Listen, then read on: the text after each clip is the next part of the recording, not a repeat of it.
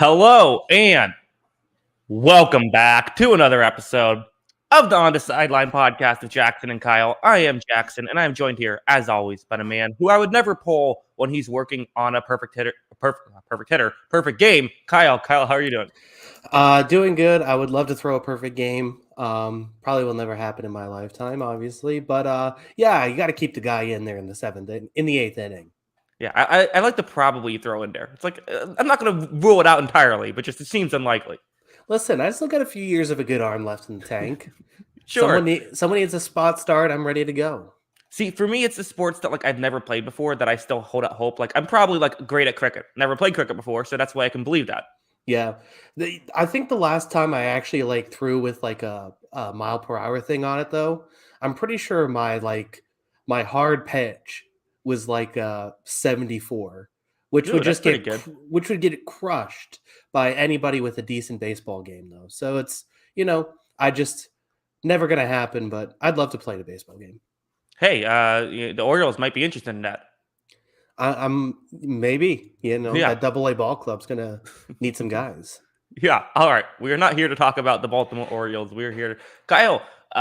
This is a good defensive draft. It's really deep, especially defensive linemen. We had to go to top 15 because there were so many guys I wanted to get to in this.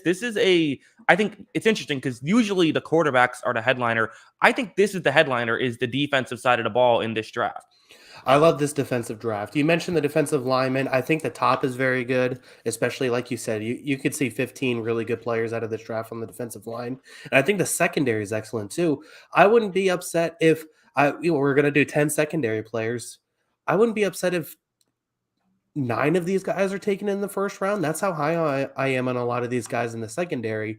I think it's a terrific draft for defensive players. I agree. Yeah, in this, so it's weird because I do my grades around where I feel like everyone should go, but then of course, sometimes it doesn't exactly work out. Like I'll say, okay, you feel like a first round pick, but there might be 35 guys like that. I think I'm going to have more like 35 to 40 total first round quote unquote grades. But out of those, I have 8 first round grades on the secondary players, and I have 10 on the defensive linemen. So really a lot of talent there. Yeah. Yeah, I think it's a terrific draft. So I guess, educate us real quick on what you're looking for from prospects in these spots. So whether it's a defensive lineman, you can either do a catch-all for edge or interior, secondary player or linebacker. What are you looking for? Is it physical traits? Is it production? Is it just what exactly would you look for as far as a prospect? Right. Well, the first thing I would say is that it does vary position to position. I guess the main thing I'm looking for is what tends to be the best way to evaluate prospects. What's the better predictors? So in certain positions, like defensive linemen, production matters a lot. I care a lot about production because that translates very well to the NFL level. If you are good in college, you tend to be good at the NFL level. Whereas a position like cornerback, that's not really as big of that doesn't matter as much. It seems like a lot of corners, they might not be the best in college, but still can really thrive in the NFL, or are really good in college and don't necessarily thrive at the NFL level. So production matters less and kind of physical traits matter more. And then, of course, the film has to go into all of this. You always have to watch the film because that's going to give you the necessary context. So I think that if there's those 3 primary things, film, production, and what's the other one? Film production, and then just physical traits, and then per position all changes. So I guess for defensive linemen, which we're going to start with, I care a lot about production and then the film to back it up.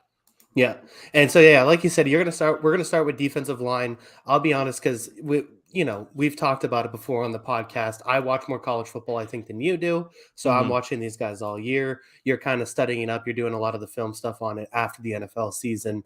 I've had the same top 4 in my defensive line since the beginning of the season. It hasn't changed at all. I feel exactly the same way about these top 4. I love these guys. These are 4 of my favorite defensive linemen in my class, and I still feel that way. Okay, Kyle, I think I have some very hot takes in this defensive line class. I think I see it very differently than a lot of other people. So should we just get into it? Yes, go for it. All right, starting off at number 15. This is the hot take that people have. I have, just so everyone knows, 15 through 11 here. I still have second round grades on, and mid to high second round grades on. But 15, give me Jermaine Johnson here. I know Johnson's someone who Some people tend to be getting a little bit higher than 15th. It's not like I'm way lower on him. It seems like a lot of people have him as kind of a mid to late first rounder. I have him as a mid second rounder. There's things to like with Johnson. He's someone who, I think he has quick hands. He's a really good run stopper. He's a high motor player, and he has good length, which is what he uses to create the pressure. My issue is he doesn't win enough. This is a classic example of I feel like he doesn't have the production to really make me feel great about him. He definitely disappears at times. He gets a lot of wins with speed, which I also always find concerning. I want to see guys who get their wins with a lot of different things. Speed tends to be the one that translates the least to the NFL. He does look kind of skinny. He's not weight-wise, but I don't know, looks that way. Put that in my notes. And then, he also, I noticed as well, like when he's in position, he stops to run well, but he will pass rush at times when he should be, not doing that, which can leave him open to the run. So that's kind of my thoughts on the Florida State edge rusher. All right, our first disagreement. Here we go. Let's go. I have Jermaine Johnson fourth. Okay. I think as far as the edge players, I think he's the best run defender in the edge class right now. Probably besides Aiden Hutchinson, who's just kind of great at everything. And we're going to get to him, obviously. I think we're both going to be high on him. I think besides Hutchinson, though, I think he's the best run defensive end in this class. And I think right away, I think he's going to be very good at that. I think he's very good at setting the edge. He can try and cheat on it and get after the quarterback if he's not reading the play correctly, like you said. But I think that he's still so good at it that he makes up for it.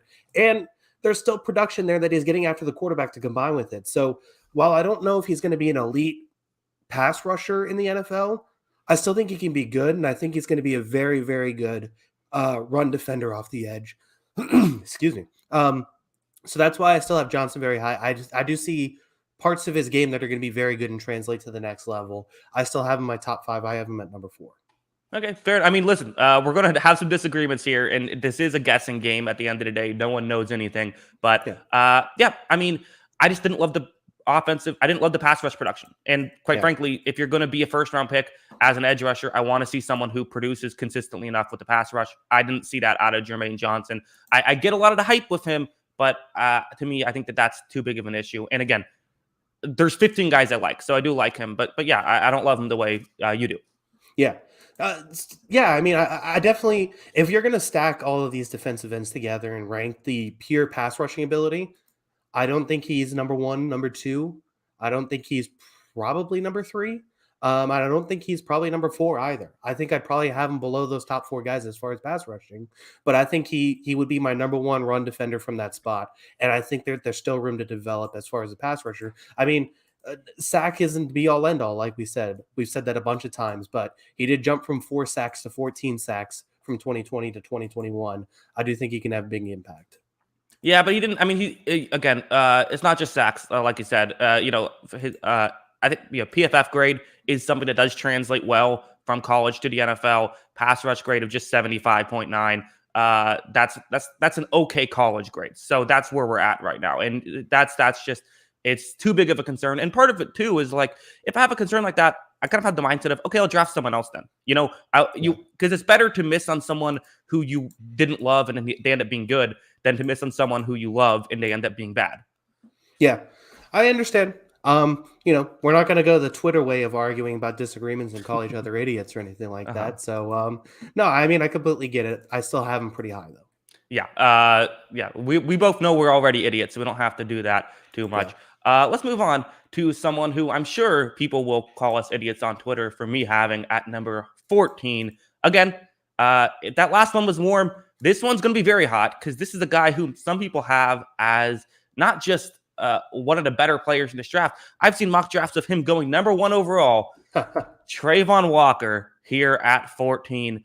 There are good things about Trayvon Walker. But in my notes, the first thing I have is that he's pretty good in coverage. So I'm not sure if that's a great thing, if your headliner is your coverage ability as a primarily pass rusher. He plays everywhere on the line. He is good with stunts. He does a very good job there. I like his first step. My issue is that he's just not a great football player. He didn't win a lot despite being in, people complain about the situation. We saw plenty of snaps of him. We saw enough sample size. Okay, only 990 career snaps, but that's enough sample size to really see things that were there. And even his highlights, I didn't think were particularly Great. I've talked a lot about how Trayvon Walker, I'm not a huge fan of. Listen, I get it, right? This is kind of where your philosophy is going to change how you view this stuff. He's someone who his testing skills and like his combine score was like a moderately decent cornerback. Like he's like a solid athletic cornerback. He's 275 pounds. So I get it. And he's still very young. My issue, though, is that he's best case scenario, a highly developmental player that might take multiple years to really get going. Yeah, so I mean, I have him at 11. Um, I don't know. Like, so yeah, I mean, he clearly athletically he's incredible. Like, there's no doubt about it. Hmm. But we watched a lot of this Georgia football team, and production isn't everything. I think with college football, although did say that defensive line it proves to be more important than not. I don't remember watching a single Georgia game and thinking he was the best defensive lineman in the game. Right.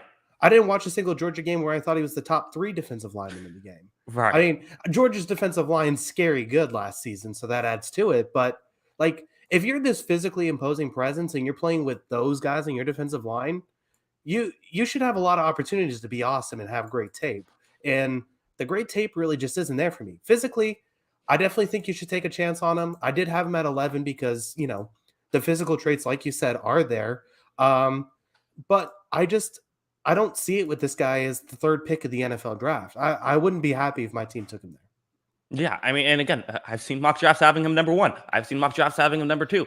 I guess what I'll say is there's a reason to draft Trayvon Walker. And like if you're a team who, if you're watching this in the future and you've already watched the draft and you're the Lions and they drafted Trayvon Walker, I don't think that he's going to suck and like he's not a valuable asset. But I have him as a mid-second rounder because of the fact that his production, if you just looked at the production and that's it, you'd say, okay, what, maybe like a 7th rounder? Like that's what we're starting with. And then again, the physical tools make him interesting enough to take a chance on him.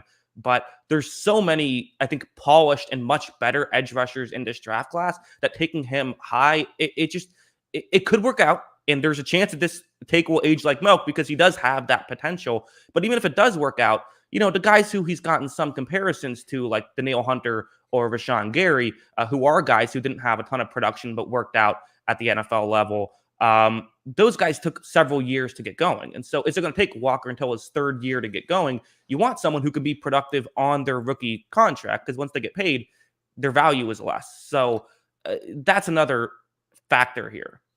Yeah, and it's just like even the guy like Gary, it's like Gary wasn't bad in college. Like Right. Hmm. Gary had a ton of hype coming out of high school, and so he looked bad in college. Like this kid wasn't great in college. I mean, he was Hmm. fine, but he wasn't great in college. And yeah, I mean, I don't see it as much as other people do. Yeah, I mean, he's gonna look awesome in some things, and he definitely is the biggest combine winner and pro day winner. Sure. He looks great in a workout, but does that Mhm. translate to the football field? We'll see. Yeah, we'll see. Let's move on. Number 13, give me Neil Farrell here, the LSU defensive lineman who, again, uh, you know, not spectacular, I would say, because, does kind of mostly rely on size a bit. And he's not overly explosive. I noticed some footwork issues of him. And he's kind of a 1-year wonder. So there's all that. But there's stuff I like about him. I mean, he's a big body who's hard to move in the run game. So that alone is worth noting. He is capable of rushing the passer. He's just been inconsistent at it. He was had some really good games and some invisible ones throughout his LSU career. And I do think he's someone who you can find a spot for him day one on a roster. Now, what's his ceiling? I don't know, but I think he's a good player. I like him. Yeah, I do think he does some things well, and part of the reason that he was kind of came out of nowhere was because there was guys in front of him that played the same position as him. I think somebody was drafted in the first few rounds last year. It's the same spot basically. But anyway, I do think he's a talented run stuffing defensive tackle. I do think that's still an important position. I think the only thing going against him is being in this draft because there's just so many players on the defensive line, like you talked about. And there's a lot of defensive tackles that I like. There's going to be a few guys here that we're going to talk about. But yeah, I just think that he might go down a little bit because of A, positional value, and then B, I just think that there's other defensive tackles I like a little bit more. Yeah, I think that's a way. Yeah, and again, I think it's also fair to have a little bit of ceiling concerns with someone like him. But yeah, we don't spend forever on him. Want to move on to the next guy? Yeah, I guess the last thing is like I could easily see him like just churning out 10 solid years in the NFL. Yeah. And he's Mhm. just not going to be talked about because of his position, but there's definitely a need for defensive tackles of his stature and what he can do on the defensive line. Yeah, I totally agree. Let's move on to number 12 here. I have Majai Sanders, Cincinnati edge rusher, who had solid production with Cincinnati. He seemingly found ways to impact plays at all times, even when he was pushed out of the way initially. He found a way to come back, really explosive. My biggest issue with him is, he's skinny. He's 6'5", 228 pounds, and he played like it too. Like you saw that on tape. So that's the concern here. But I think the production is interesting enough for me to again have a sort of a higher second round grade on him. Yeah, I had him number 15 on my board. Mhm. He's explosive. I love him off the line of scrimmage. I just think with that size, he's going to have to get better in coverage. I think that's going to be the big thing because he's going to have to play some coverage at that size. There's no way he can be your conventional defensive end. I think. I mean, I think the thing I saw was he slotted in at 228 pounds at the combine. Like Mhm. he's got to put on if he's going to be a just straight defensive end, he's got to put on I think 30 pounds, 20 Yeah. pounds at least. So Uh-huh. I mean, he's going to add some weight. And I do think he will add some weight and it'll be okay. But I do think if he's not going to get big enough, he's going to have to improve in coverage. And so I think it's more of a project pick. But I do think he's very talented, and I do like what he can do. Do like what he can do. Yeah, I'm completely with you. I think that there's I mean, of course, I'm with you. We both agreed on it. Yeah, Yeah. I get it. I don't have again. I don't know how much we can go on about someone like Sanders, but I guess one other thing that's interesting is like, hey, if he puts on weight, maybe that'll like help him look better. That'll help his production more. We saw that with a guy like Max Crosby who put on weight and then benefited greatly from it. So I'm not sure he'll be Crosby, but hey, there's at least that extra. I think to me that feels like a positive more than a negative. Yeah. You mentioned PFF grade too. 87.3 pass rush grade PFF. I mean, that's Hmm. really good. That's elite level stuff. So if that translates to, and like you said, if he can just hold on a little bit of weight, I do think he becomes a very good pass rusher. It's just can he get big enough? Because I mean, there's just going to be offensive tackles who kind of bully him. Yeah. All right, Kyle, ready to fight? All right. All right, another hot take. I know this is. I believe this is someone who is one of your guys. Jordan Davis here clocks Oh in man. at number 11. Listen, there's good things about him. Okay, if you need a defensive tackle to run 40 yards down the field, if you need a defensive tackle to be a gunner, he might be your guy. There are things to like about him, but he's another guy where the production just wasn't really there for me. I didn't think his production was incredible. He's 6'6", 340 pounds. He has power and he is a great athlete. But is he a great football player? I just don't know. I thought that he did sometimes get pushed more than I would like, given his size. He was really slow off the ball at times, and then occasionally like very quick, which was confusing to me. Basically, all of his wins came the same way, just with power. Which, listen, it'll work in the NFL, right? And that's why I like Davis because, again, there's a lot of guys I like here, but my issue with him is I just don't know how complete of a player he is. Is he a one-trick pony? Even though that trick is still very good. I also saw some like effort concerns, and I want to be clear. I'm not calling him lazy because he's 340 pounds. Like it's just hard to move around a lot at that weight. But like, I mean, there were some plays I saw where like it was literally like he was giving up on the play before it even started. Like the Yeah. play starts and he just like puts his hand on the offensive line and just sits there because he doesn't he doesn't have the gas to go. So to me, that's concerning, especially. So it's like, are we drafting a guy who's only going to play 300 snaps here and be a good role player in the first round? That's my concern and why I'm a bit lower on him. I like what he brings to the table, and if you're a team that feels like you're competitive now, like I've heard Chargers connections, that makes sense to me, but I'm just a little bit lower on him than most people. Yeah. So I have him too. Yeah. uh, Hmm. so like yes, I can see the reason why he's not number one is because everything you just said. I mean, he played 378 snaps last season, 230 snaps the season before. And that Hmm. probably plays into his production. production numbers because he's just not on the field enough. And that's Well, I'm basically saying even by, he had a 79.8 PFF grade. Again, something that translates well to the NFL. So even when, on a per snap basis, the production wasn't totally there. yeah.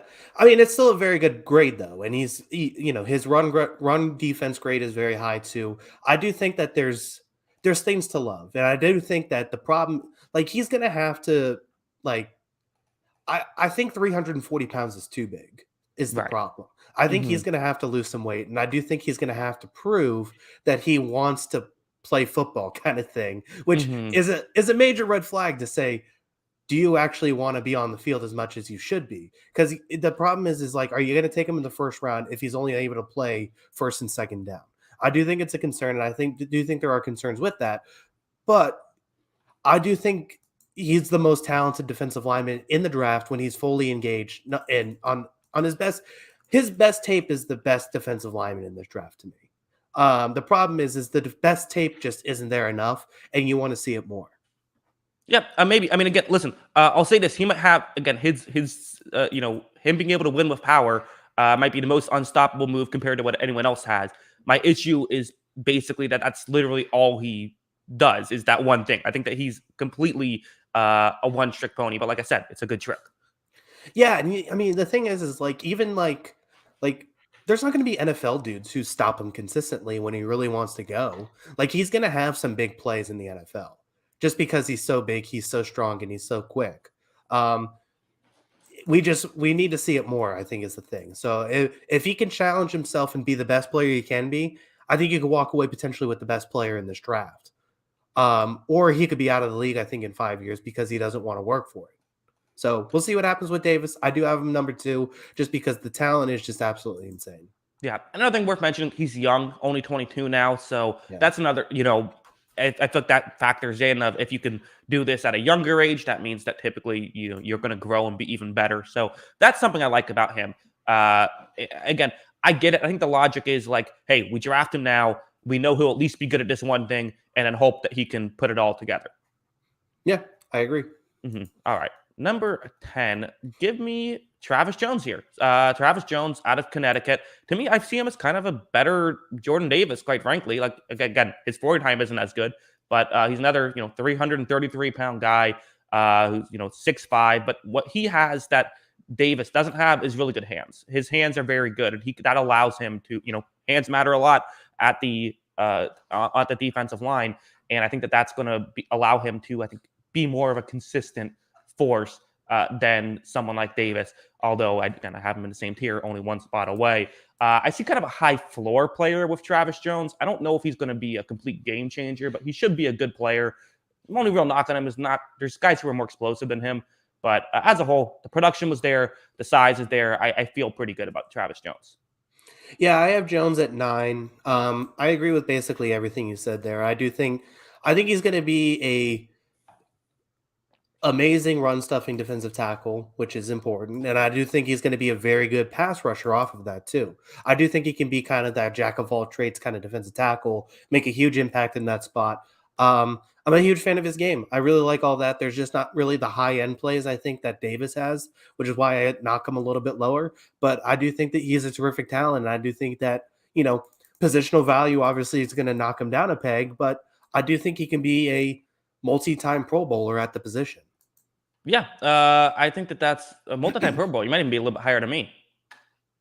Yeah, I mean, I think he's good. I mean, defensive tackle, like if you can make it as a defensive tackle, I do think you could stick around in the league for a very long time. And I do think he can be that kind of DJ Reader level player, or even better, because I think he has more pass rushing upside. Yeah, I have a first round grade on him, so both very high on Travis Jones.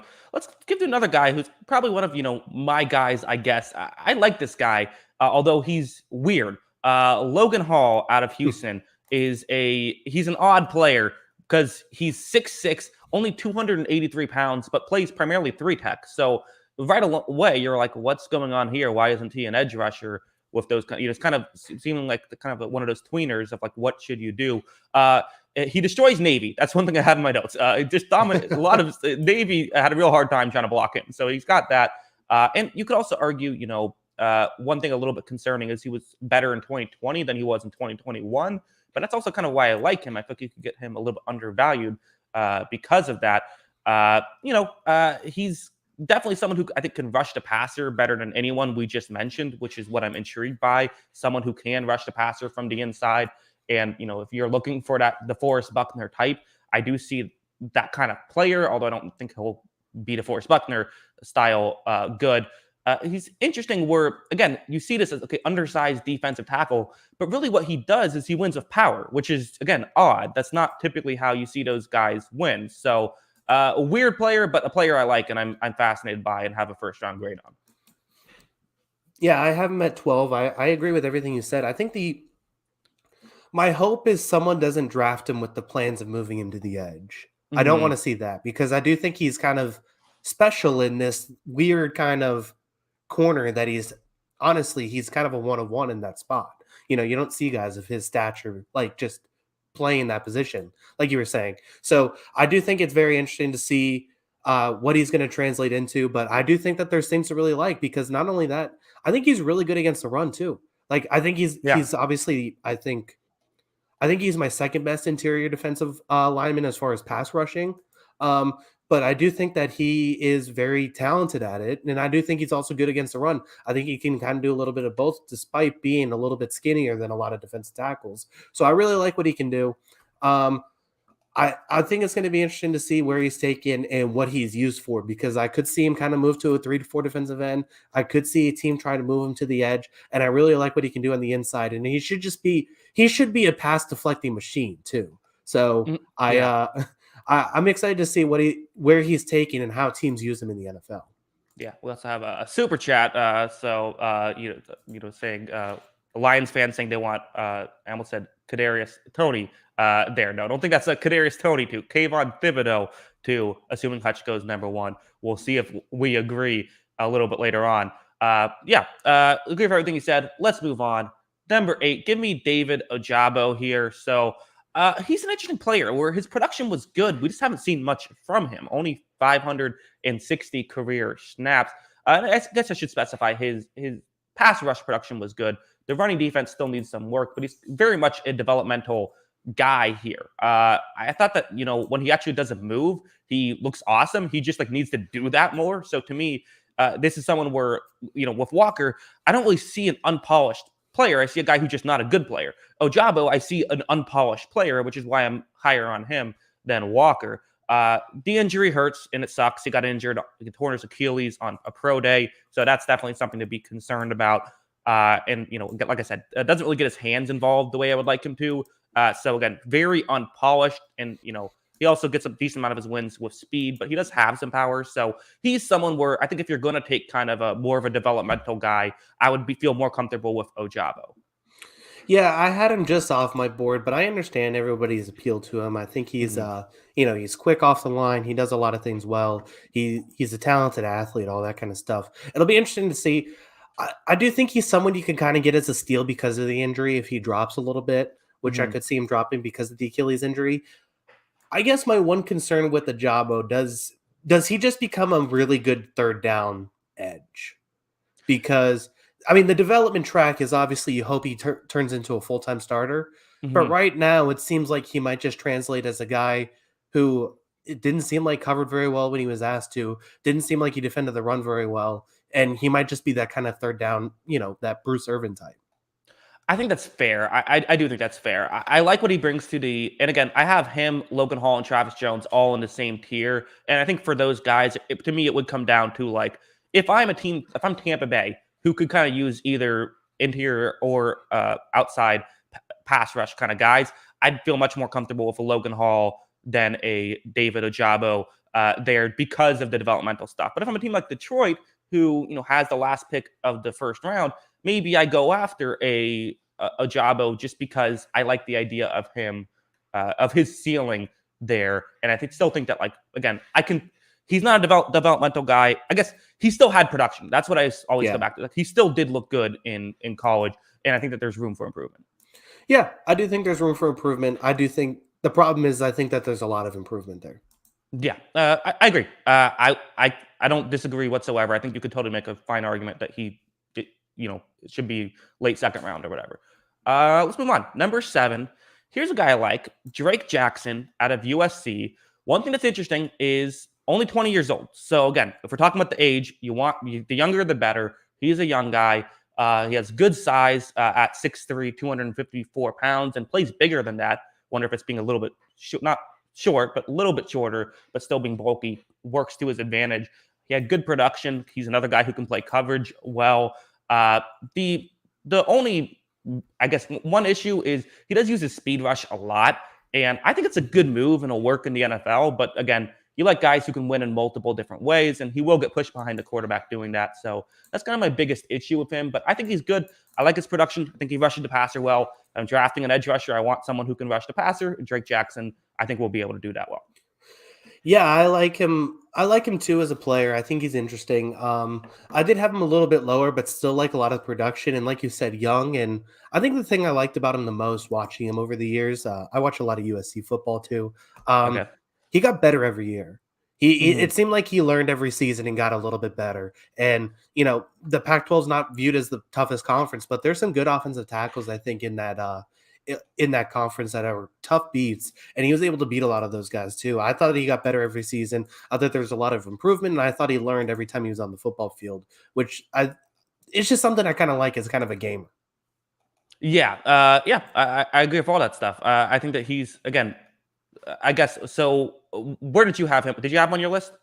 Yeah, I had him at 13. Okay, 13th. Okay. So I'm a little bit higher. I have a mid to late first round pick on him.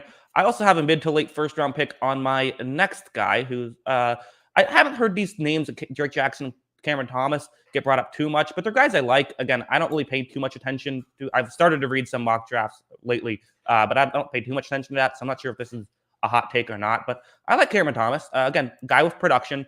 He has power. He has really good hands. I like his hands. He plays all over the line and got double teamed a lot. So part of the production is, how often you get double teamed, how much do you win on one-on-ones? He won his one-on-ones very well.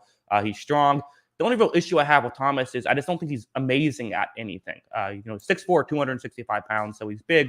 The only question is what's your best attribute? I don't know, but he has a lot of good ones, so that's why I have him here at 6. Yeah, I mean, there's things to like here. I think he kind of just feels like a future 3-4 defensive end, right? Like that. I feel like that's going to be his Mhm. lane in the NFL, and where he's going to be. I think that's where he's going to be most comfortable. I think in the NFL, but things to like. I do think he graded out incredibly well, and I do think that he could become a very good run stopping defensive end, 3-4 defensive end at the next level. Yeah, yeah, I agree. Did you have him on your list? I did not. I had him just off, but I do think he's someone that could. This defensive line class has a ton of depth too, so I really like a lot of Yeah, these guys. I know. I did top 15, and even with that, there were several guys who have second round grades on who I'm leaving off. It's just one of those weird. It's such a deep class. I don't think I've ever seen a position group like this defensive line class this year. Yeah, I think it's fantastic, and I do think he's another guy who it's like if you get him in the second or third round, you're going to be thrilled. Yeah, I agree. Let's move on. I'm gonna go with number 5, Arnold. Kyle, you might have to help me out with this name. Ikpekiti. Not sure. The Penn State guy. How close did I get? I'm not sure on that one. Someone's going to Uh, have to help us out in the chat, but yes, Arnold. yeah, Arnold. Let's go with Yeah, Arnold. Arnold. At least I love the guys who at least are give us the courtesy of having one easy name to pronounce. Arnold from Penn State, 6'2", 250, so a little bit shorter but big. And he's first thing I have in my notes is violent. He's someone who great first step and will hit you.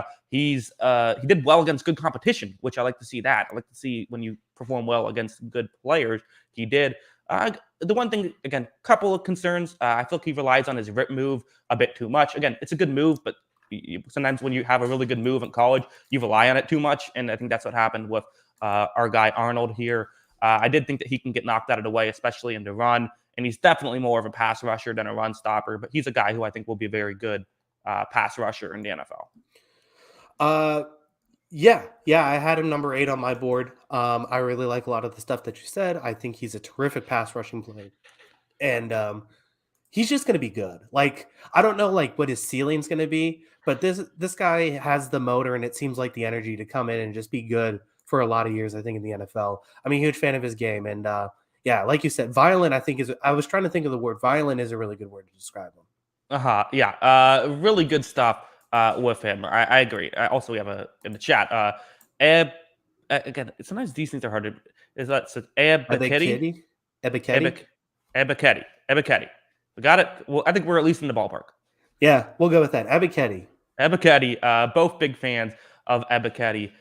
Final four. I think this is where things get really interesting. These are the guys who I'm really a big fan. I guess top five I'm really big fan of, but especially these top four. My number one interior defensive lineman on this list, Devontae Wyatt here at number 4. I have one concern of him, and it's that he's kind of a one-year wonder with his age. Who he just recently turned 24, so he was 23 when he broke out. That is concerning, but he was really good last year, and that's kind of why I'm less concerned. Is just how good he was. 6'3", 315 pounds. He's definitely a better run defender, but he can rush the passer. Really good hands, great first step, and has power. He is, the one Georgia defensive lineman I'm seemingly high on. Like Wyatt a lot. Yeah, I mean, I have him number 5. I think he's fantastic. Multi-sport athlete too. I think he translates really well to the NFL level. I think this interior pass rushing defensive lineman has become a hugely important position in the NFL. I think he's the best interior pass rushing defensive lineman in this class. And I'll just say it. I think there's a lot of shades of Chris Jones here, man. I think he's that good. I think he's quick off the ball. I think he's got great hands. I think he does a lot of things well. I would take him very high in the draft. Yeah, I'm not quite sure I would go that high. I mean, you must be really high in Jordan Davis then. If you have where did you have Wyatt? 5. So yeah, so you have a guy you're comparing to Chris Jones lower than Jordan Davis. So you're all on the Davis train. Yeah, I think Davis is a one of one. I think he's the most interesting player I've ever seen in an NFL draft. I do get the concerns, but I'm just hoping once he's in the NFL, he's going to be ready to go. I think Wyatt just has a lot. I mean, I would take all 5 of these guys. I would probably have in the top 15 grades, honestly. And I think this is one of those guys. So yeah, I mean, I think that there's a lot to like here, and I would take him that high. Yeah, I'm totally with you. So, do we have the same 3 at the final 3? I guess you don't know exactly what mine are, but we might. Well, I only have 2 players left. I have interesting. I have 2 players left in my top 5 because I had Davis at 2 and I had Johnson at 4. That's right. So, okay, I'm interested in seeing. I think I know who my 6 is probably in your top 4. Okay. Well, I have number 3, George Karlaftis. Again, if we're talking production, he had as good a production as anybody out of Purdue. Ton of production. He's another guy who wrote explosive and violent, good hands and solid strength. Maybe you expect him to be a little bit stronger given his kind of, he is a bit bigger at 6'4", 266. And he's not as good in run defense as some of these other guys. He's, I wrote in my negatives, no bend and slow. So typically that's not going to be great. And he's not overly long either. And he does get behind the quarterback a decent amount, but he's just someone who he wins. I mean, at the end of the day, figure out a way to win. He figures out a way to win. I know it's kind of a meme to call someone like Karlaftis a high motor player, but he's a high motor player. He really is. That's what you see on tape. And that's what I think that he can do. And I think that if you can win in college, typically that means you can win in the NFL. He can win in college. I expect him to win in the NFL. Yeah, this is my number 6. So I think we're pretty much lockstep with a lot of this stuff. So, I mean, if he's not taken in the top 20, it's because people are judging too much on sack numbers. I really think that's it. The production was there. The pass rushing, the pressure was there. He had a huge impact for what was really kind of a bad team. I thought he did a lot of things really well for that team. And, coming away with 5 sacks, I don't think should mess with his first round with the top 20 grade. And I feel like it might. And I think he's a terrific player. And from Greece, not a lot of Greece NFL players. I think that's fun. Yeah, and I have that is fun, and I have I have a high first round grade. I think he's probably, I would have him as a top 10 guy given the right situation. Yeah, I mean, like I said, I think I didn't do like number grades. I just kind of did first round, second round kind of thing. I think I would have 6 of these guys in the top 20. Yeah, I'm probably right around there as well. Number 2, Kayvon Thibodeau. Is it Thibodeau or Thibodeau? Thibodeau. Thibodeau. So the H is silent. Yes. Okay, that throws me off. But all right, got it now. Thibodeau. The biggest concern about him, right, is that he's a crypto guy, right? You can't have a crypto guy. I mean, the biggest concern with him is everything that's come out of his mouth since draft season started, basically. Like, he's Uh-huh. comparing himself to Jadeveon Clowney, like that's someone you want to be in the NFL. Yeah, hilarious. He said, what else did he say? That he didn't want to play for Alabama because he didn't want to earn his spot on the roster or something like that. Okay, Which, I missed that, but that's yeah, possible. it's like goofy because, Nick Saban has played freshman before. I mean, but this guy is a generationally gifted human being. Like, this is, Mhm. I mean, we both love the guy at number one. He's amazing. But I mean, this guy has every trait that you want. This is Myles Garrett level player, prospect, talent. I think that's what he is. I mean, he's fantastic, I think, against the run when he plays. He's fantastic against the pass. He's incredibly athletic. He's great off the edge. I mean, this guy looks like a football player when you see him, too. I think everything about him is fantastic. We just want to see it all come together because, he missed some games, and I think that's the concern. Interesting. So I like him. I don't love him as much as you do. I do have a top 5 pick grade on him. So big fan of his game. He's, I think I have a little bit of concerns. Again, the Clowney comparison is funny because that's the guy who gets compared to in like a negative way of because he is a little bit Clowney like. I think he has better lateral movement than Clowney does. Most people do. But like that is kind of, again, he is 6'7", so you don't expect him to be like a slot receiver out there. But that's, slight concern. And I have seen him so he's really unpolished, I guess, is the thing about Thibodeau. Is there there'll be times when he goes up and he doesn't even try a move, but then he'll still win and get a pressure. So I'm like, okay, well, I guess it gets it work, but I would rather you maybe get your hands involved to some degree. So that's kind of the one thing that I would still say is a little bit unpolished.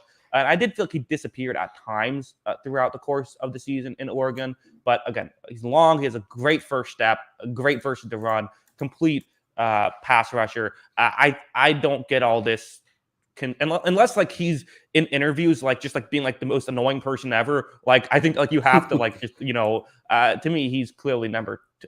I think there's a big drop off after 1 and 2, and I like Carl Office a lot too. As far as defensive ends go, yeah, I still view these two as above everybody else by a significant margin at that position. And I think he's fantastic. Yeah, I mean, the talent is definitely there. He is not going to not succeed in the NFL because of talent. I guess the one thing is when you watch the film, and I think this is something I just watched throughout his career, did it seem like he got better from his first day until when he left Oregon? I guess that's the question I have is is the desire there to get better? I think that's the thing I have a concern about. But the problem is he was already pretty good when he showed up on campus his first day. Yeah, I think that's fair. And, I think it's also worth mentioning, because just to be clear about, is he this great athlete? Yes. He has production to go with it. That's another important thing to back up here. It's it's not just his moves, even if they're even if he's unpolished, what he does work. Walker's stuff, he's just again, Walker has yet to show me he's a good football player. Kayvon Thibodeau was a good football player who I think has some technique issues to preventing him from being a Myles Garrett type, or the Khalil Mack has been some of the comparison. I think he has some work to do to make that happen. But I'm not quite sure if he can ever really get there to begin with, but I do at least get the comparison there. Yeah. Yeah. So I think that there's going to be a learning curve for him in the NFL. Just because he's going to have to, like you said, I think he's going to have to learn how to beat guys. And he's not just going to be he's already physically dominant, but he's not going to be by far the most physically dominant human being on a football field every time he plays. And so I think there's going to be a learning curve in that he's learning how to do that. But I still think the upside is, like I said, Myles Garrett, potential defensive player of the year prospect. Yeah. All right. Number 1, I even accidentally put it on the screen earlier, but it's not a surprise. Aiden Hutchinson here. Did I spell his name wrong? Wait, how do you spell it? Is it A-I-D or A-D-I? It's always confusing me. Anyways, Aiden Hutchinson, number 1. It's the consensus pick, but I think it's the guy that makes sense. I mean, my notes are just full of interesting compliments. I wrote he's like the guy in pickup basketball who takes defense way too seriously. That's I think the best way to describe Hutchinson. He just, again, he's always doing something. He seemingly always gets his hands where he wants to. His footwork in small spaces feels like a Watt brother, the way that he can move like that. And even like when he loses, it feels like the opposing tackle got lucky. Like that's how he makes things work. Great first step, great hands. He can run a plethora of different moves. The issues, he sometimes didn't realize it was a handoff when he was trying to rush the passer. And also, he has small arms, but I don't care because I haven't seen evidence to support that matters. So, Aiden Hutchinson, again, is he, to make a comparison to him, like how good do I think he is? I think he's worth a number 1 overall pick, especially in this draft class. I don't know if I'm willing to say he is on like that Myles Garrett level, but he's in terms of a pure prospect, but he's pretty close. I really like Hutchinson. Yeah, I like him a lot. I also have him number 1. I think he's. I mean, the thing is like, so if you could go through the defensive ends in this draft and say best. I mean, he's by far the best hands in the draft. I don't think there's any question about that. If you said best pass rushing moves, I think he's the best. If you say best speed, you could put him among the best. If you say, best first step, you could say he's among the best. I mean, he's just among the best at basically everything. He's an all-around player. I think he's going to be an elite level player for a number of years.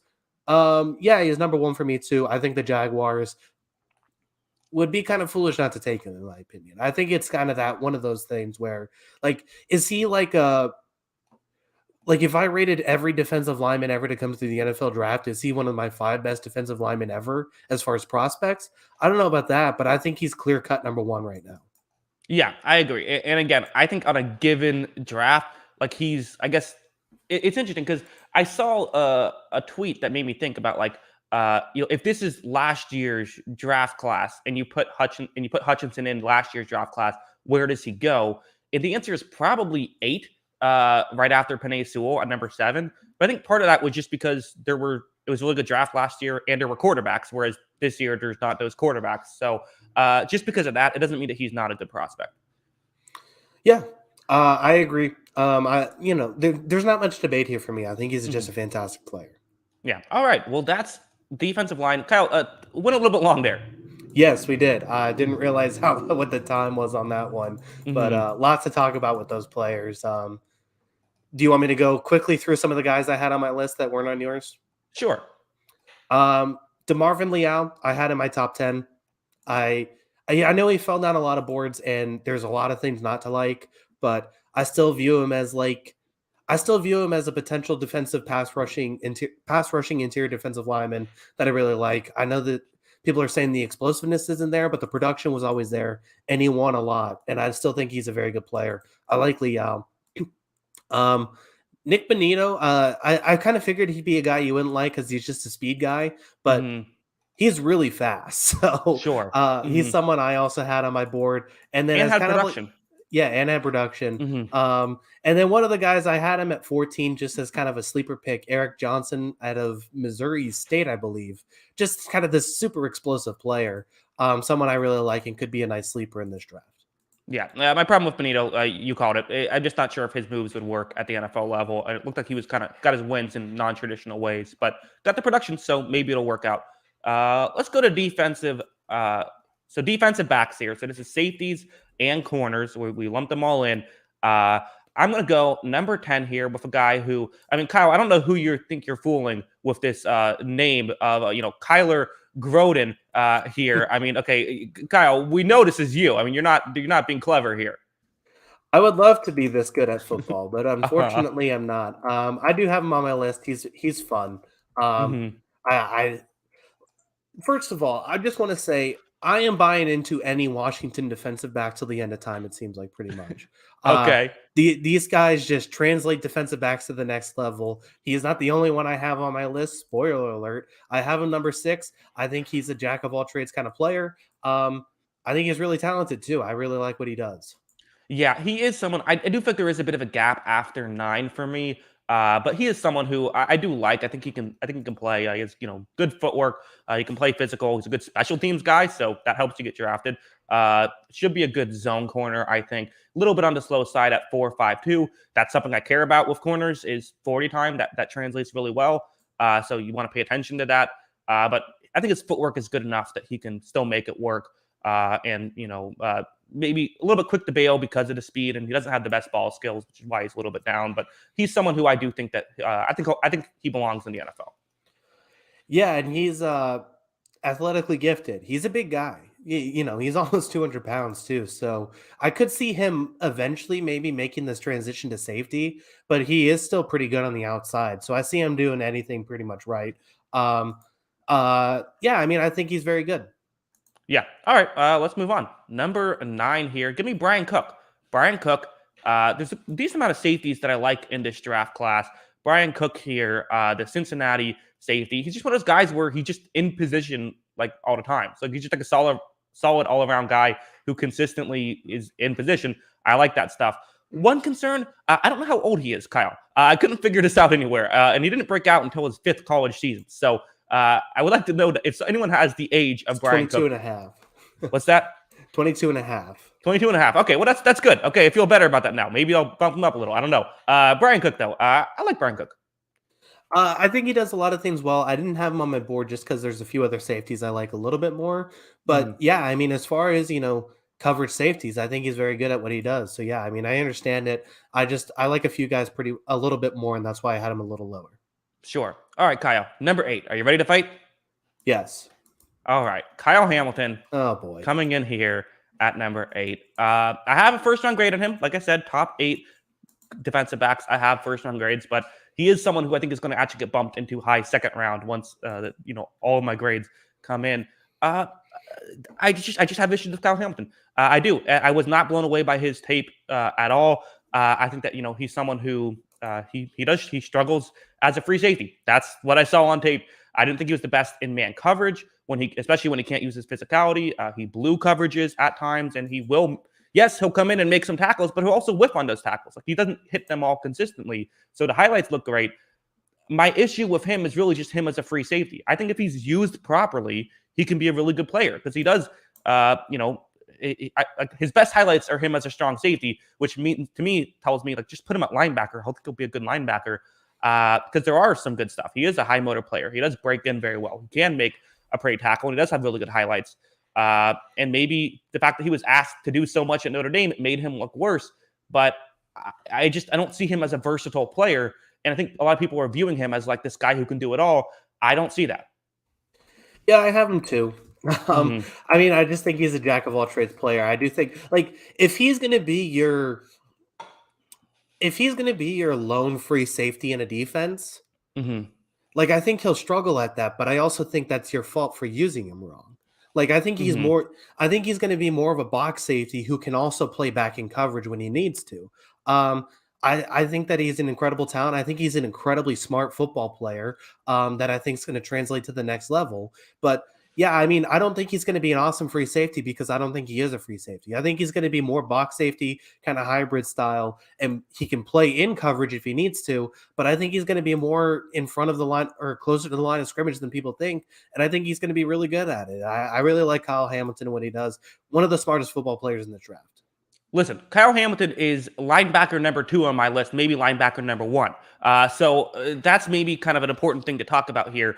I thought that when he was in that role, it looked very good. So if that's the case, then cool. But I would say at that point, let's just make him a linebacker then, because if he's a safety who's going to mostly be in the box, okay, well, as a box safety, you still do have to play coverage at times. You still do have to go back, and you will want to have disguises where you're playing free safety. Not a lot of teams, will just have the one safety deep and a different safety in the box for every snap. And I feel like that's why, again, that's why I'm concerned by him and have him lower than others. I think he's quick enough to play the role, though. Like if he needs to play safety, I think he's quick enough. Uh, it'll be interesting to see how it translates to the next level. I still think there's a ton of things to like. Like I don't know, like so. I think people were high on Isaiah Simmons as this safety linebacker combo. I Mhm. see him as kind of a better version of that, playing a little bit better safety. Yeah, that might be true. I mean, Isaiah Simmons, I don't think he's another guy who hasn't really hit the way that we hoped he would hit in the NFL. So I think that's another, if that's the comparison, I think maybe there's a bit of an interesting, one thing I want to talk about with Hamilton as well that I didn't touch on when he said it earlier. You called him a smart player. I guess my question is he smart or does he just make his decisions quickly? And that sometimes makes it look like he makes smart reads. Because I also saw him go way out of position on times, making a decision quickly. So I have some concerns about that as well. Yeah, I mean, we'll see at the next level. I think I think he's still kind of an instinctual player, so that means he has some misses. But at the same time, I do think that there's things that he does really well and he processes plays that I don't think a lot of safeties can, and I think that translates to the next level. Yeah, and listen, there's a chance that he hits and I look stupid, but I'd let someone else draft him. If I'm having a top 10 pick, I'm taking, or even a top 20 pick, I'm probably taking someone else who I like better. That's just how I do it. Yep. All right, number 7. Going with a different safety, I'm going with Jaquan Brisker, the Penn State guy. Again, what I look for in safeties is, are you in position constantly? Because that's what you need as a safety. He's always in the right position. He's the one who I do feel like makes the smart decisions. He doesn't blow those coverages. He's a little small at just 6'1", 200 pounds, and he's not overly fast. 4.49 is solid for a safety, but that's why I have him a little bit higher. I know people's heads are going to explode. How is Brisker higher than Hamilton? But that's my logic behind it. And again, part of it comes down to, what do I value in safeties? I kind of value a Brisker type more than a Hamilton type. Yeah, I mean, so I have him 10. He's still one of my top safeties too. Mhm. There's still a lot of things I think to like about him. And like you said, I think that I think he's really good in that box coverage, and I think he just fills his role very well. I guess I don't know. I don't really have a lot of questions about him at the next level. I think he's going to be good at what he does, and it's one of those things that you have to put him in the role that he's successful at. Yeah. Would it be fair to say he's one of the more safer picks? I think so. I think Mhm. so. As long as you're willing to play him in that box role, I think he might fit the New England role. I think pretty well, even though we have a few guys already in that spot. Right. But yeah, I mean, I do think that there's a lot of things that he likes. Oh, it's gonna be hilarious when New England spends their first and second round picks both on safeties. We're gonna use a linebacker who somehow plays behind Jawan Bentley. I already know it. Yeah. All right. Next guy, number 6, and I have all these 3 guys in the same tier of kind of that late first rounder. Andrew Booth, out of Clemson. Here, it's good instincts, good hips, good footwork. I have some issues as well. I wish I knew his 40 time. That's one issue. My guess would be around 4.45, but for corners, again, that matters a lot. Although if it is what my guess is at like mid 4.4s, that's solid. Kind of what an issue is, I wish he would leave his quote unquote area more when they play zone coverage. It kind of seems like he covers grass a lot, which I don't love. He tries to make tackles, just doesn't always hit on them. And his quick decision making can sometimes get him in trouble. But there's stuff to like here as well with Booth. Yeah, I have him at number. What do I have him at here? Number 9. I have it number 9 on my board. Like you said, a lot of things to like. He got burnt a lot, and I think that's something that's a little bit of a concern. But I do think that, like you said, the the attributes to his game. I think he has good hands. I think he has good feet, like you said. I think that's stuff that's going to translate to the next level and make him a good corner. Yeah. Yeah. Again, I don't have a ton else to add. Do you have anything else you want to say about Booth? No, I think that's just about. There are things I like about him. The other thing too is that I think the thing going against him is there's some really good corners in this draft, and I think that's going to knock him down just a little bit. Yeah, I agree with that. Let's move on. So I have one more safety here, and then I have 4 corners. Safety from Georgia, Lewis. Okay, again, you're gonna have to help me out with these names. I don't know the names because all I do is watch the film. I don't hear what they say. Is it how do you say Lewis's name? I believe it's Sine. Sine? Yeah, I think Okay, so. Sine. That's get the word Cine. That doesn't feel like it should be able to pronounce anything. I don't know, man. Okay, well, Cine, very fast, ran a 4.37 40. So if you like speed, he has that. He makes smart reads. He has good ball skills. Again, he's another guy who I feel like he's constantly in position. The issue with him is the size, 6'1", 200 pounds. So when he plays strong safety, you have those issues. But again, maybe this is just kind of tilting what kind of safeties I like. I like coverage safeties, and he's someone who I think can cover well. So that's why I have him here.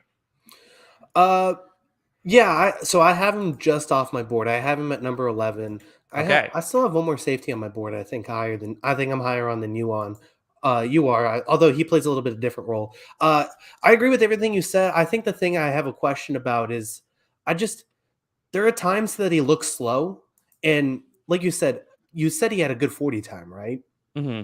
Yeah, there's just times where he looks slow on the football field. I don't know if he's flat-footed. I don't know if he's just getting beat off coverage. I don't know what it is exactly. He just has time where he looks a little slow to me off the ball.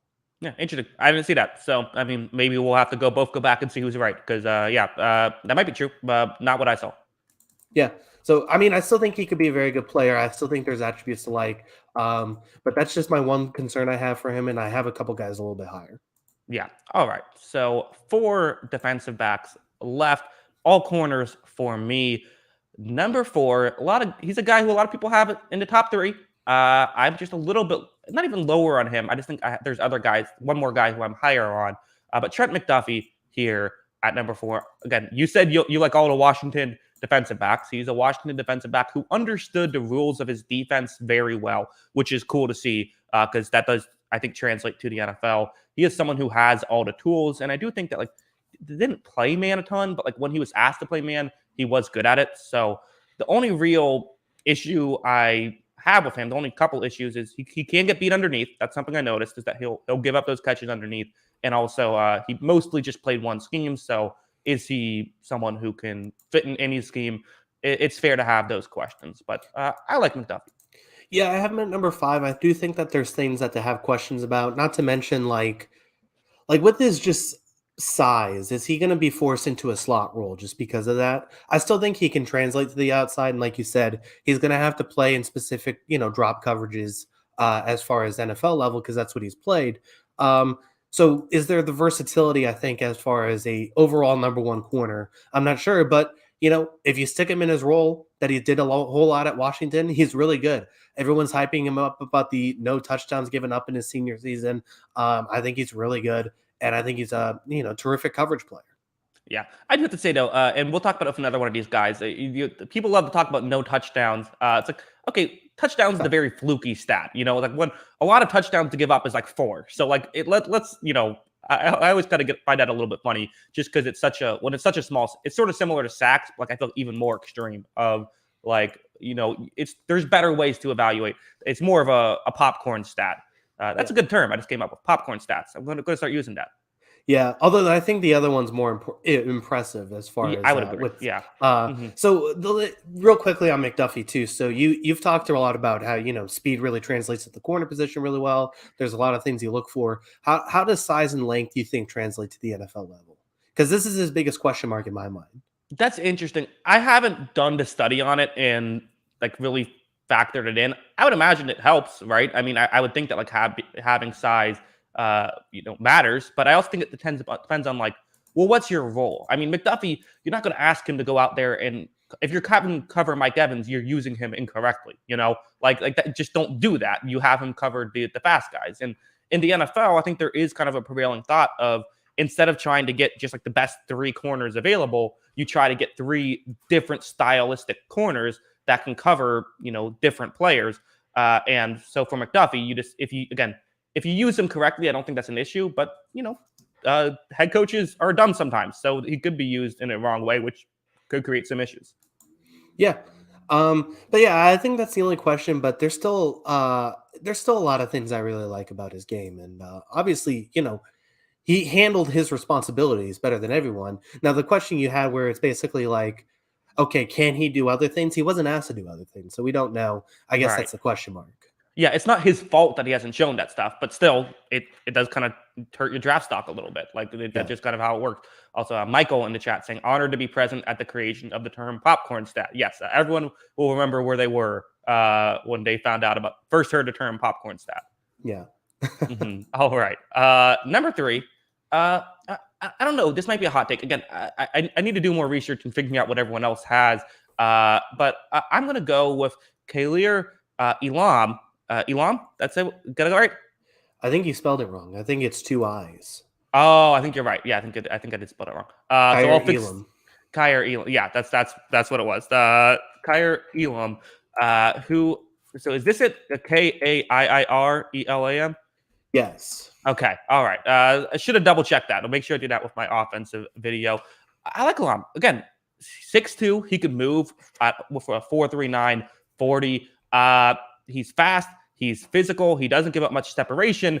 When he's on, he was not great last year. And that's kind of the thing is that I think you're buying low on Elam a little bit. Corner is not a position I care as much about. Like, sometimes you want guys to have that, like, getting better every year. That's typically good with young players. I'm not as concerned about it with corners because it's just such a fluky position. Anyways, guys are going to have some of that fluctuation. So he was good in 2020 and 2019. Was not as good last year. He is a little bit handsy. He'll grab on a lot. Don't love that, but I like the physical tools with him. And for a position like corner, I care more about physical tools than I do production. And even the production was good if you kind of take away last year. So that's why I have him at 3. Yeah, I have him at 7, just behind the Washington guys, and one other guy I don't think is going to make your list. But there's a lot to really like. I think he's one of the best pure man corners in this class potentially, and I think he's going to fit that scheme well. I don't know how well he's going to translate to a zone, and I think that's just like, is he going to be just specific team value for teams who value man corners?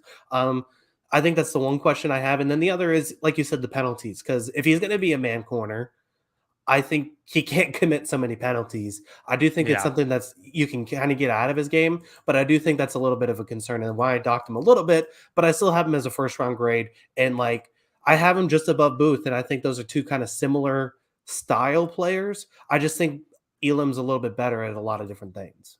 Yeah, I think so as well. Yeah, a little bit faster too. One of the faster guys, which again, you know how I love that. That was my Eric Stokes take last year. Was, hey, I know this guy has issues. He's quick. Now, Elam's not that quick, but he still is fast. So guys who can break 4.3, even though he barely did, tend to work at the NFL level. Is it concerning at all just that Florida corners seemingly always suck at the NFL level? Yeah, I don't know. But I Mhm. mean, this guy, you mentioned production doesn't necessarily matter for the defensive back position, but I do want to highlight, this guy was consistently going against, Yeah. Jamar Chase's, Mhm. Alabama players, Georgia players. I mean, these are NFL level players he's going against week after week, and he won a lot of those weeks too. Yeah. Yeah. I agree. Totally with you. Let's move on. 2 left. So yeah, some people have noticed what someone who I didn't leave on the list, but with the top 2 corners, I think these are the obvious top 2 corners here. Drum roll, please. Where am I going to go? Number 2, Derek Stingley, Hmm. who. So Stingley, if you're not someone who pays close attention to this, first off, like, thanks for listening over an hour in. If you don't pay much attention to the draft, but Stingley, basically the idea with him is he was awesome in 2019, but he's had just 400 snaps since then. Or he's had 400 snaps in 2020 and then 150 in 2021. So 550 total snaps. And he didn't look great in those snaps. So he has the injury concerns. He hasn't looked as good since then. Yeah, even in the first year, he like would miss some tackles, although as a whole stopped the run pretty well and can get a little grabby. But quite frankly, like, I think I'm higher on his tape from the past 2 years than others do. I really like him, and his pro day time was 4.37, which is a pro day time, so it's probably not quite that quick, but it's still good. Really good footwork. He hardly ever gives up separation. I saw some mistakes from the safeties that I feel like maybe would get blamed on him, but it wasn't really his fault. He can play zone, he can play man, and he, quite frankly, hardly got targeted after 2019. Yeah, so I wrote in my notes that he changed his number. That's not a negative, but for some reason I put it in my negative column that he changed his number. So if you're someone who doesn't want your corners to change numbers, then that's maybe a negative. Other than that, I really like him. I like both of these 2 top corners a ton. I have a top 10 pick grade on Stingley. Yeah, I do too. I have him number 3 on my list. Just I had 3 top 10 grades on my list. I had Hamilton 2 and I had Stingley 3. I was praying because it was kind of starting that way at the end of the college football season that he was like slipping down everyone's boards. And I was like, okay, if the Patriots have this guy, I'm going to be absolutely thrilled and I'm going to lose my mind. This Mhm. guy's terrific and everyone should buy low on this kid. Or I was like, everyone should buy low on this big kid because it was disaster at LSU last season. Nobody wanted to be at LSU last season. That was the Right. one conversation that like everything was miserable there. Nobody was happy. The Ed Orgeron thing obviously ran its course. That changed a lot of aspects. This kid came in as a freshman the year before and was fantastic. I like everything. Or the year they won the national championship, he was a freshman and he might have been the best corner as a true freshman the year they won a national title. Um, and so I think that There's just a lot to really like. That LSU thing soured, and I think he's fantastic, and I think he's going to be a terrific player. Um, and I think the big thing with him too is positional versatility. He's going to be on the outside a lot, but I think he translates really well to a man corner scheme. I think he translates to a zone corner scheme. He kind of has that Jalen Ramsey to him. I think that he just can do a lot of different things really well. Yeah, I'm totally with him. Totally with you. I guess the biggest issue I have with him, quite frankly, is the injury concerns. Yeah. I guess the injury thing, that to me, that's a bigger deal than anything else. I agree. Yeah, that's probably the one thing because he missed some games. But yeah, I mean, he's not going to get drafted. If he falls out of the top 10 somehow, it's not because of talent. I mean, this kid has a ton of talent. He has a ton of speed. I think he can. I think he could go into any defense tomorrow and fit in as a starting corner. Yeah, I agree. Although he is not either one of our number one corners, our number one defensive back on both of our list, the Sauce Boss himself, Ahmad Sauce Gardner. Sauce Gardner is really good at football. In Yeah. fact, he is my second favorite player in this draft behind Aiden Hutchinson. I think that if I were the Lions, I probably would draft him number 2 overall. I think he is that good. He probably had his best. He also probably had his best season in 2019, but he's been pretty consistent all 3 years at Cincinnati. He's another guy who understands the rules of a zone defense incredibly well. He's a smart player and really good physicality at 6'3", 200 pounds, still runs a 4.41. My only real issues with him is he did kind of mostly play a single scheme in college. But again, we saw enough tape of him doing other stuff that I'm not concerned about it. And he can get a bit grabby at times. That's my other concern with him. Other than that, big fan of Gardner here. Yeah, he is my number one too. I think there's a lot of stuff to love. I mean, first of all, the nickname is number one. I mean, great Mm-hmm. nickname too to go with it.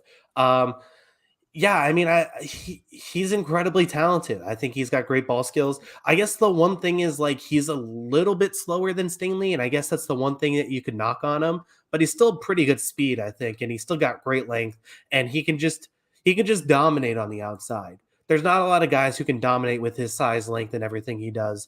I see him going in the top 10, potentially the top 5 if someone really loves him. Yeah, if there's a chat saying, where do you see Gardner going? Again, for me, I would put him. Also, I spelled sauce wrong too. Bad spelling day for me. Got to get it under control. Got it back correct now. Thank you for the chatter who helped me figure that out. But for someone like Gardner, I really do think like he probably should go like at least like I think you could make the argument he should go number 1 overall. I think you could literally make that argument. And here's the argument: is that in today's NFL, what do you want? You want guys who can, you want a good passing attack and you want a good pass defense. And I don't think there's someone who's really going to help you out a ton in the passing attack. Well, there's guys that'll help, but there isn't that superstar prospect with the quarterback or with the wide receivers. So the next most important position is corner. And I think Gardner, I don't like him as much as Hutchinson, but you could argue that positional value puts him over that. Although, again, and a lot of people don't agree that corner is more important than edge rusher, although I would. Yeah, I guess the one thing I think might knock him a little bit is just because, I mean, he is kind of he plays a lot of press coverage. And I don't think there's as much press coverage used in the NFL anymore. Like, I mean, he's not going to fall that far, but like, wouldn't this guy just be awesome on the Chiefs in that Yeah. defense? Like, he'd just be terrific on that team.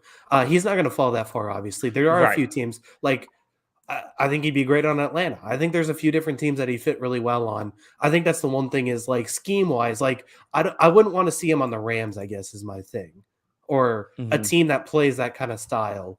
And it might be the one thing where I think Stingley has a little more positional versatility that he could play any scheme. But I mean, if you run this scheme, he's amazing at it, and he should be your number 1 on the board. Yeah, I agree with you. It's also interesting because like number 2 and 3 with the Lions and with the Texans both primarily play this like cover 2 scheme. Now, I don't know if the Lions might have just done it last year due to like necessity because they had like no one who knew how to play football under defense. Yeah. So that's a bit of an exaggeration, but only a bit. So like that might be part of why like they ran that, why they did that. But I think that makes it more interesting because guys like Hamilton and guys like Gardner and even Stingley, who have some people are saying maybe could go top 3. Well, none of those guys really. I think they're not as valuable in that scheme as they would be in other schemes, is I guess what I would say. Yeah, I agree. So I do think his positioning could do a lot, but I also think he's the kind of player that you should scheme your defense for, and his skill set is something you should build around. So I do think that there's a give and take with that, and I think that's one of the questions that I have. Yeah. All right. So so I guess there's some other defensive backs that we didn't mention that we should probably get to, right? No Daxton Hill.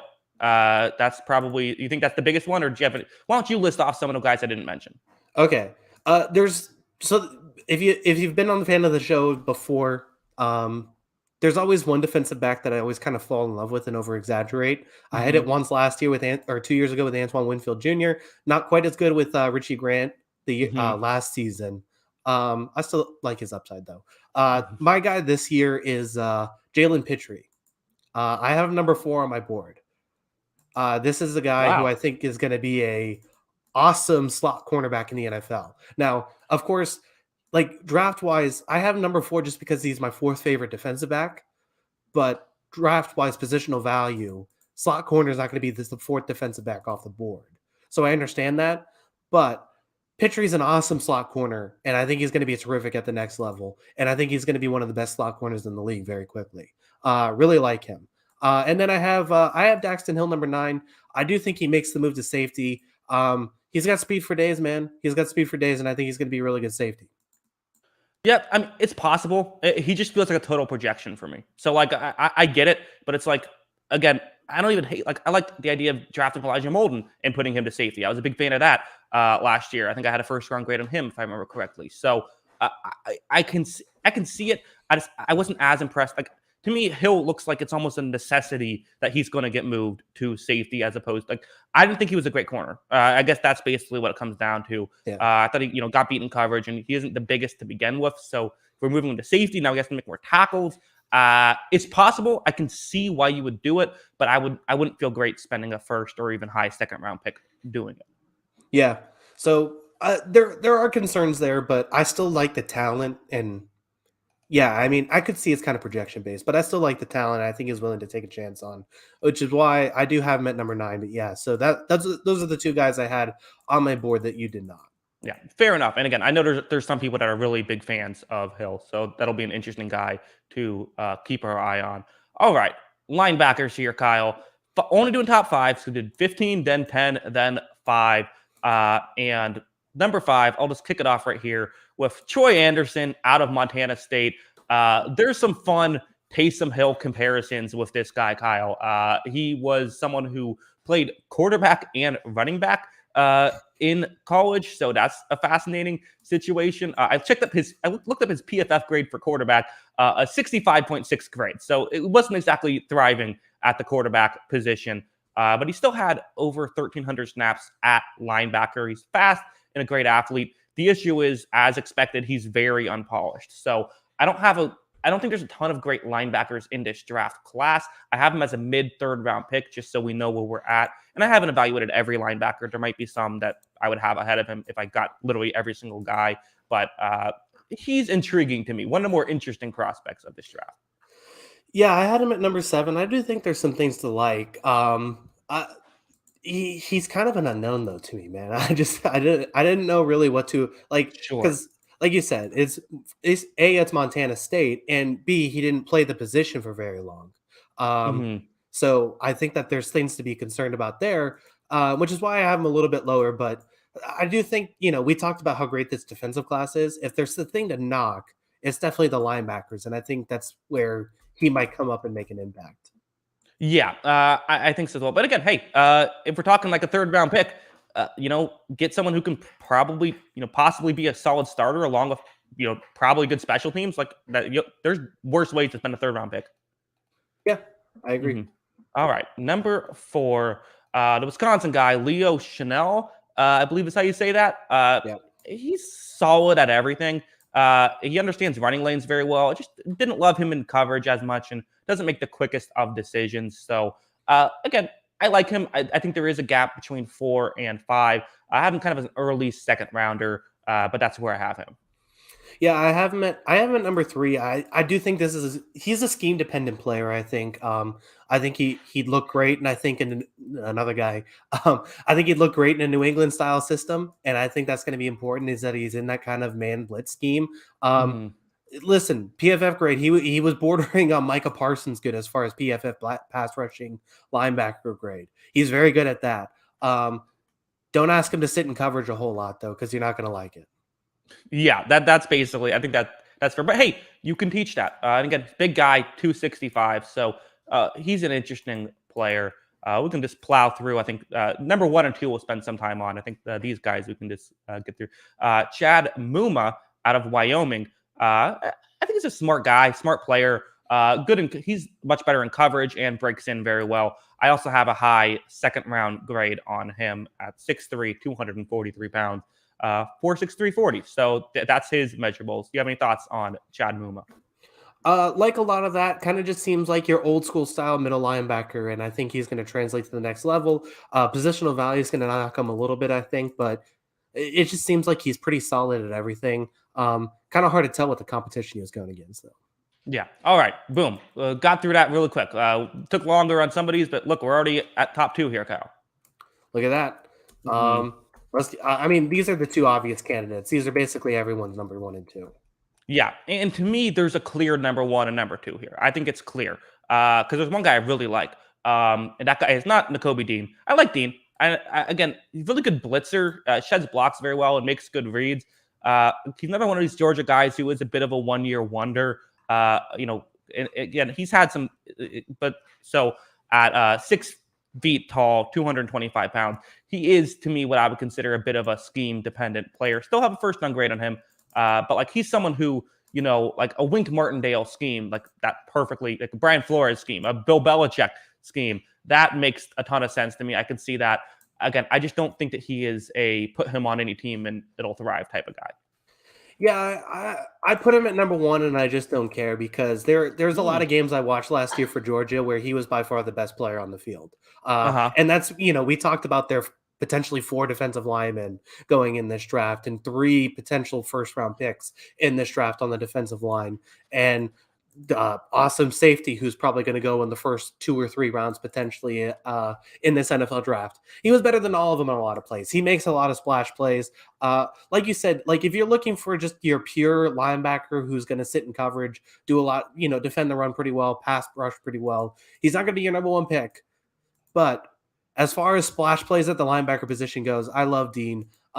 He's one of my favorite players in this draft. Wow. Even not that not that as like, oh, this guy should go number 1, but Oh, just like gotcha. favorite players to watch in this draft. Like I'm gonna Hmm. watch him and just enjoy watching him play football for a lot of years.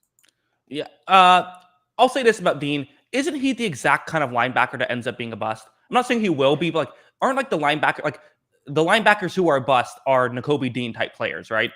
The ones who are 5'11", 220 on a good day, yeah, probably. Hmm. But I, And like most that are like people pay most attention to them by being able to blitz and by being good run stoppers and that kind of I think just stylistically, like I can see the Patrick Queen comparisons a little bit, and it's not fair to say that he's going to bust because of that, but like I could see it if he becomes a bust, I guess is what I'm saying.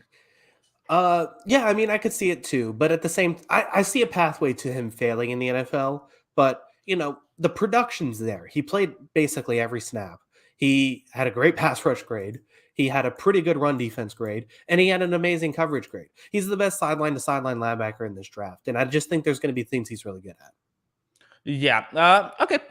Fair enough. And again, I'm kind of knocking him for stuff that we just haven't seen because like he wasn't asked to just like drop back and play coverage a ton. Like that's not something that we saw him like get a chance to do as much. Because again, kind of all these guys at Georgia get knocked a little bit because their team was just so stacked Yeah. with at defense that like for my number 1 guy, like that defense was kind of built around him. Whereas for Dean, it totally wasn't. I guess one other concern I'll throw at you is there a bit of concerns of why he makes so many highlight reel level plays being because gaps were very easily cleared up for him given the great defensive line in front of him? Uh, yes. Hmm. Yeah. I mean, there's a lot of reasons not to like Dean, but there's so many reasons to like him too. I just think that I'm definitely taking him in the mid first round if I get an opportunity. Yeah, interesting. I also have him as mid-first round pick. So we do all this the discussing, and then we have him basically the same spot. So maybe I'm just higher on number one than you are. This is the guy who I'm really high on. This is the guy who I have him as a potential top 5 pick in this draft. I wouldn't hate it if that happened. Give me Devin Lloyd out of Utah here. I really liked. I thought Lloyd reminds me of Bobby Wagner. He does. I know that I guess not everyone's as high on Lloyd as I am. He was kind of a one-year wonder again, and I thought he could get his legs into the tackle a bit more. That's one thing I noticed. And maybe the 4.66 is not spectacular, but I think he makes good decisions and he gets in position very quickly. So he makes those good plays. Really good coverage player. He understands leverage in the running game very well. And he can rush the passer, not just as a blitz guy, but as a legit edge. They would have him line up at edge, and he was good at it. Like, he was solid at it. So I'm a huge fan of Devin Lloyd. I think he is a really fascinating player. And to me, he's a blue chip prospect. I really like Devin Lloyd. Yeah, I mean, my head tells me to put him at number one at linebacker because, like you said, there's a lot of stuff to really like. He's good in coverage. He's good at pass rushing. He's good at stopping the run. I mean, he is your prototypical middle linebacker that could be very good for the next 15 years. Like we saw with Bobby Wagner, be very good for the next decade for a team. He's just not the athlete that Dean is. And I think that, like, you're almost tantalized by the athlete that Dean is and say, okay, if I could do this with him and this with him. But obviously Dean was in the perfect circumstances at Georgia to be amazing because he had an awesome defensive line in front of him. And he had a pretty good secondary, if not a really good secondary behind him too. So I do think that there's reasons why Dean looked awesome. But yeah, I mean, Lloyd also is a terrific talent. And I think he's a first round great talent at linebacker. Here's something I'll say. If you looked at Dean's top 20 plays, then looked at Lloyd's top 20 plays, Dean's top 20 plays are probably better. But I think if you looked at on a snap per snap basis, to me, Lloyd was significantly better from what I saw. I can agree with that. I think that's fair. But I think I'm just gonna hope that I can get that from Lloyd or from Dean all the time. But there's still a ton of, a team shouldn't be upset if you're getting Lloyd in the middle of the first round. Because I think that's a really terrific pick. And he's going to be on your team for, you might as well just get the jersey because he's probably going to be on your team for 10 years. Yeah. I totally agree. That should be an interesting fit. I don't even know where, like, I don't like, I guess I'm trying to think of what scheme he fits in, but I feel like he'll help any team. Like, I don't really think that there's a team that I wouldn't love him on. Yeah, I don't think he's scheme dependent at all. I mean, as long as most teams still play middle linebackers on the field, I think he's going to play on a lot of schemes with middle linebackers. So yeah, I mean, obviously, there's going to be a lot more nickel and dime around him, but I could see him being that guy in the middle, kind of, controlling a defense. Yeah. All right, Kyle, that's our defensive list. We got out of here under an hour and a half too. Under an hour and a half, just barely. Do you want me to go through a couple guys I also had for linebacker? Sure.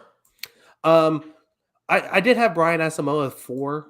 To me, he's just Nakobe Dean light. Sideline to sideline guy, amazing speed too. If you miss out on Dean but want that type of player, I think he's going to be there in the second round. And then one other guy I think too is Christian Harris. I had him just off my board at 6. He can't cover at all. Like, he really can't cover, but big linebacker is going to be able to help against the run. Maybe a big first down guy. Yeah, I agree with that. Also, Asamoah falls backwards a lot when making tackles. A big time gets tackled backwards kind of guy. Yeah, he's not the biggest linebacker. No, 228. You can play with that. You can work with that, but definitely on the smaller side. Good stuff, Kyle. Some hot takes, some conventional takes. Well, again, I'll see. I'm sure everyone watching is going to only look at our bad takes and not pay attention to any of our good takes. That's definitely going to be the case, but it's okay. We're used to the gig. I hope bring your informative opinions on. And once again, remember, it's the NFL draft. Nobody knows anything. Yeah, I think that's become the official slogan of the On the Sideline podcast. Nobody knows anything, especially us. Yeah, well, we don't have to throw that in there. I'm okay with it. Okay, Kyle. Next week we're doing it all again, but with offensive players. I think less players to get through with offense. I guess want to do top 10 receivers, top 10 offensive line, and then top 5 tight ends and top 5 running backs. Oh gosh. top 10 receivers, top 5 line, top 5 running backs, top 5 tight ends. I was saying top 10 offensive line, but we can do top Okay. 5 if we want to do top 5. I can do either. I'm good for whatever. Okay, let's do top 10. Top 10. Okay. Yeah, there's So 10, definitely 10, more than 5, 5 good guys. All right, let's do it. All right, so that's what we're doing next week, and then of course the week after the mock draft, which is, I mean, that's just people loved every mock draft is the worst mock draft of all time. I mean, that's where we almost fight each other, and then the chat tries to fight us. You know, that's the closest we get to argumentative. Right. Yeah, that's really. I mean, that's. I think if you're into that kind of stuff, it may be the most fun show of the year for us. Yeah, make sure to tune in. That's going to be 2 weeks from now, but make sure to tune in next Wednesday too. Yes. All right, Kyle. Let them know where they can find us on Twitter before we head out. Yeah, make sure to follow us on Twitter. That is at Jackson Kruger. Make sure to follow me at by Kyle Grondin. And make sure to follow the account page that's at On the Sideline JK. At On the Sideline JK. We'll be here once a week until 148 days till football season. We're getting ready, baby. Yes. Again, thanks to everybody for watching or listening. We have the audio only feed. If you want to check that out, anywhere you get your podcast, you can listen to the On the Sideline podcast. Just make sure you search On the Sideline podcast to find that. Again, thanks to everybody. We do appreciate it. Kyle, any final thoughts? No. Looking forward to next week and looking forward to the draft, baby. Yeah. All right. Again, thanks to everybody. We appreciate it. And until next week, see you later, alligator. Peace.